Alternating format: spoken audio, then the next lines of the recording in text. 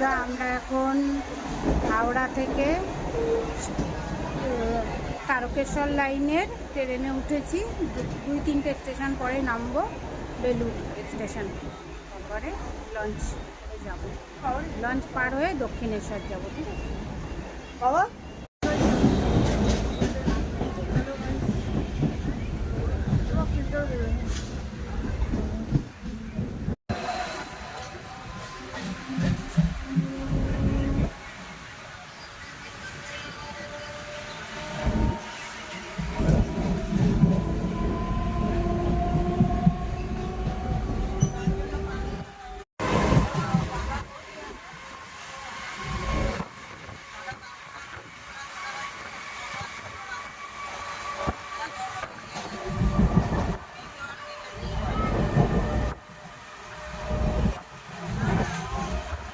বলো বাবা, কিছু বলবে?